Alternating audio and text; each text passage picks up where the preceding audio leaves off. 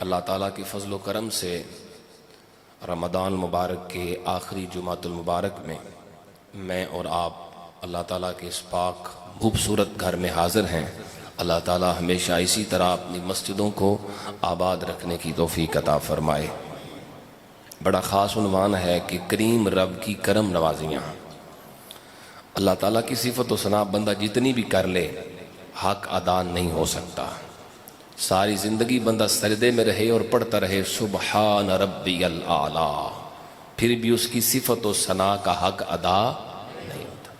اللہ تعالیٰ قرآن مجید میں ارشاد فرماتا ہے وَلَوْ أَنَّ مَا فِي الْأَرْضِ مِن شَجَرَةٍ أَقْلَامٌ، زمین کے اندر جتنے درخت ہیں وہ سارے کے سارے کلمے بن جائیں۔ وَالْبَحْرُ يَمُدُّهُ مِن بَعْدِهِ سَبْعَةُ أَبْحُرٍ، اللہ فرماتا ہے سارے سمندر ملا کے سیاہی بنا دو اور اس سے اللہ کی شان، اللہ کے کلمات لکھنے شروع کر دو۔ فرمایا ما نفدت کلمات اللہ، اللہ کی شان پر دلالت کرنے والے کلمات پھر بھی ختم نہیں ہو سکتے۔ ساری روئے زمین کے درختوں کے کلم بنا لیے جائیں اور سمندروں کی سیاہی بنا لی جائے تو بھی اللہ کی صفات کا بیان ہو سکتا نہیں۔ اللہ تعالیٰ کی معرفت حاصل کرنے کا ایک طریقہ ہے، ائمہ صوفیہ فرماتے ہیں اللہ کی صفات پہ غور کرو۔ جب تم اللہ کی صفات پہ غور کرو گے تمہیں اللہ پاک کی ذات کی معرفت حاصل ہو جائے گی۔ اور اس میں بھی ائمہ صوفیہ کے مابین اختلاف ہے کہ ذات الہی کی معرفت ممکن بھی ہے یا نہیں۔ ایک بہت بڑا طبقہ صوفیہ کا ان کا کہنا یہ ہے کہ دراصل بندے کو صفات کی ہی معرفت ہوتی ہے، اور ہو بھی صفات کی سکتی ہے، بندے کی پہنچی صفات تک ہے۔ بہرحال اللہ پاک جس پہ جتنا کرم فرمائے اس کو اتنی معرفت عطا کرتا ہے۔ احباب، نبی رحمت صلی اللہ علیہ وسلم ایک دعا فرمایا کرتے تھے اور یہ بندہ مومن کی بھی دعا ہونی چاہیے۔ اللہم انی اعوذ بکا، اللہم انی اعوذ برداک من سخطک، اے اللہ میں تیری ناراضگی سے تیری رضا کی پناہ مانگتا ہوں۔ سمجھ آ رہی ہے؟ تیری ناراضگی سے تیری رضا کی پناہ مانگتا ہوں۔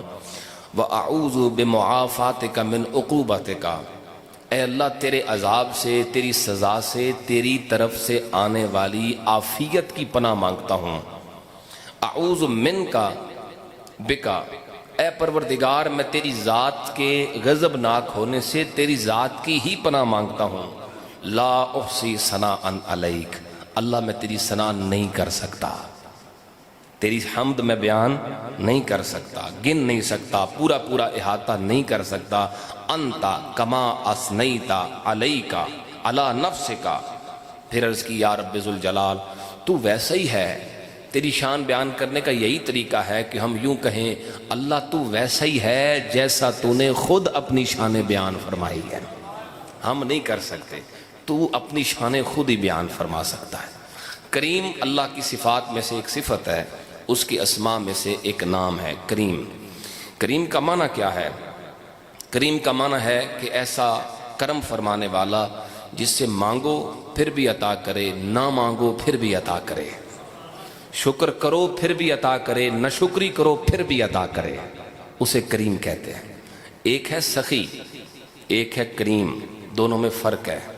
سخی کا معنی جو نعمتیں خود بھی کھائے اور دوسروں کو بھی کھلائے، اسے سخی کہتے ہیں۔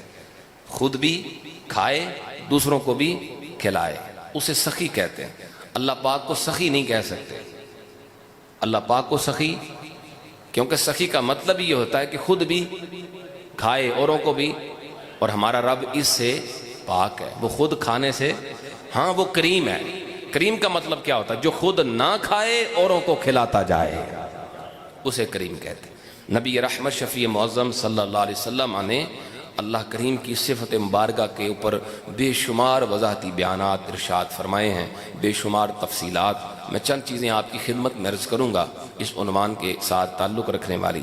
سب سے پہلی بات میں نے عرض کی، کریم وہ ہوتا ہے جو مانگنے سے بھی دے اور نہ مانگنے والے کو بھی عطا کرے، شکر کے بدلے بھی عطا کرے اور ناشکری کے بدلے بھی عطا کرے، احسان مندی کے بدلے بھی عطا کرے، احسان فراموشی کے بدلے بھی عطا کرے۔ اس کو کوئی فرق ہی نہیں پڑتا، اس کی عطا رکتی نہیں، اس کے کرم کا دروازہ کبھی بند نہیں ہوتا، اور یہ میرے رب کی شان ہے۔ آپ سبحان اللہ پڑھیں، میں آپ کو قرآن سنا دیتا ہوں، سب کہیں پیار سے سبحان اللہ۔ میرا پروردگار فرماتا ہے من شکر فإنما یشکر لنفسہ ومن کفر فإن ربی غنی کریم۔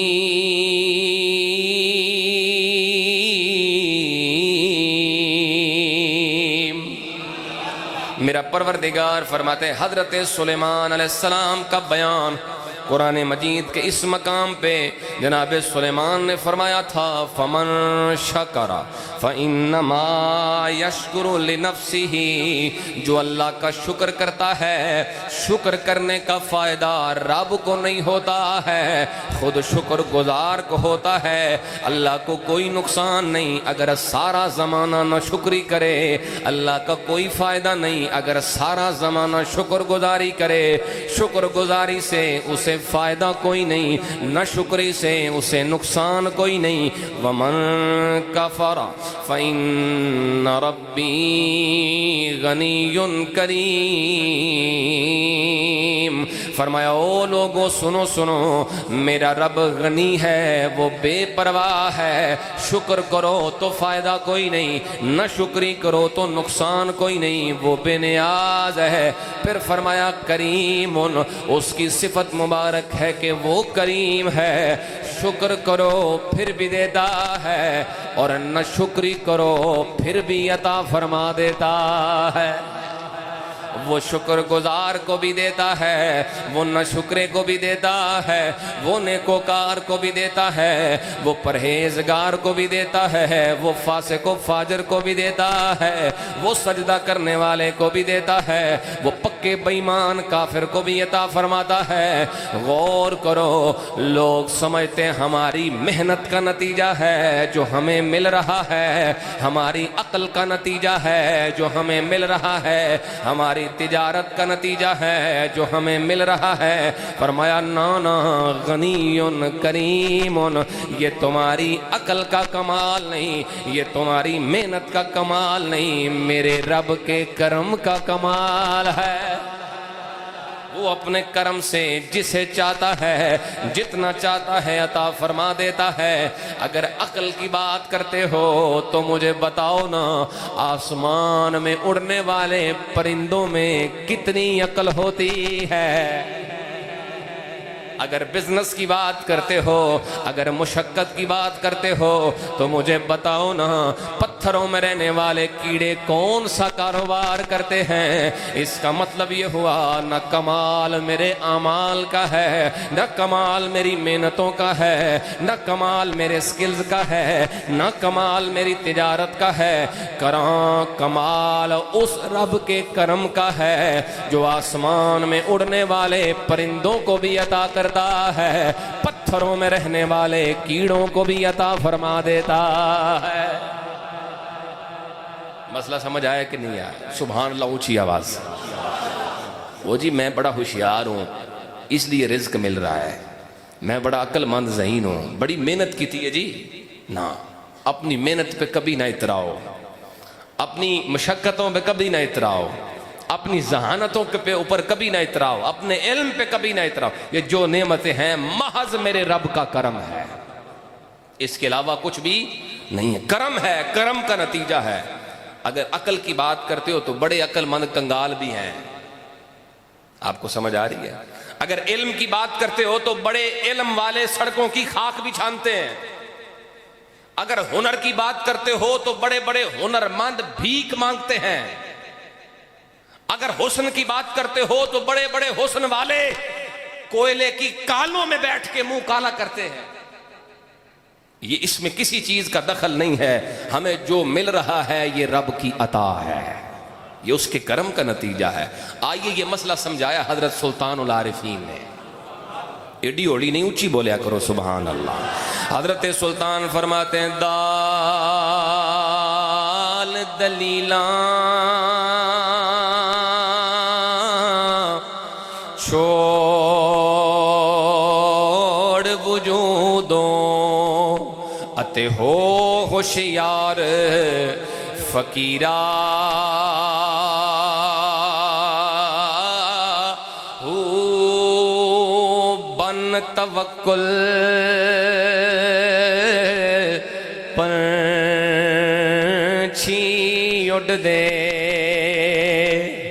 پلے خرچنا زیرا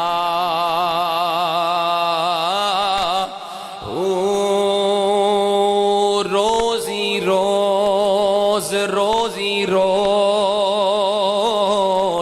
اڈ کھان ہمیشہ تے نال نہ کر دے ذخیرہ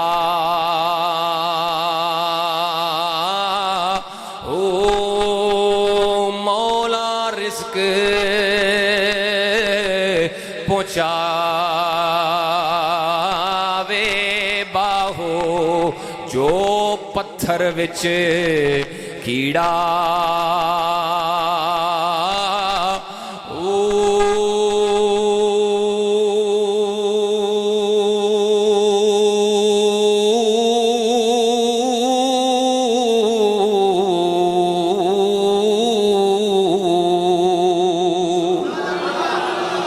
میرا رب رزق پہنچاتا ہے اور اپنے کرم سے پہنچاتا ہے.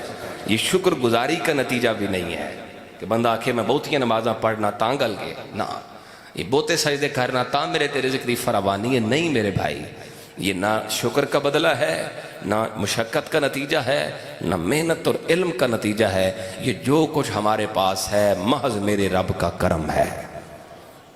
اچھا اس سے اگلی بات بھی سن لیں، وہ خود بھی کریم ہے.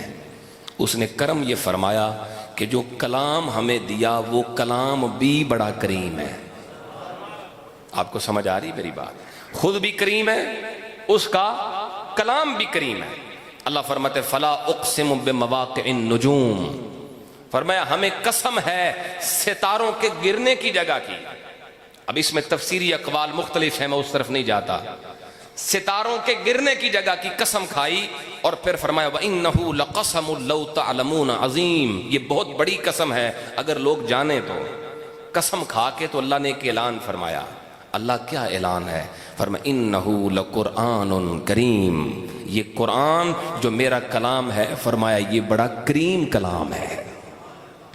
قرآن کریم، بولے قرآن. یہودی عیسائی اس وقت کے جو کافر مشرک تھے کہہ رہے تھے یہ جادو کی کتاب ہے، یہ سحر کی کتاب ہے، معاذ اللہ، یہ کہانت کی علم نجوم کی کتاب ہے. کوئی کہتا ہے یہ شاعری کی کتاب ہے.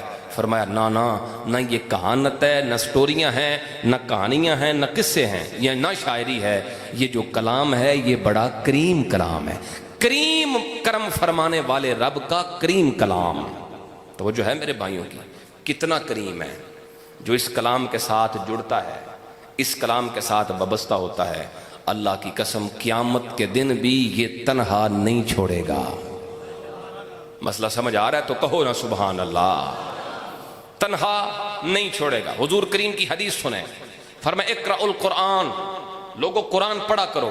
کیوں؟ فرمایا فَإِنَّهُ يَأْتِي يَوْمَ الْقِيَامَةِ شَفِيعًا لِأَصْحَابِهِ، فرمایا قیامت کے دن جب یہ قرآن آئے گا تو پڑھنے والوں کی، عمل کرنے والوں کی شفاعت بھی فرمائے گا اور شفاعت فرما کے انہیں جنت بھی پہنچائے گا. جنت جانے تک، جنت میں داخلے تک یہ قرآن اتنا کریم ہے کہ تنہا نہیں چھوڑے گا.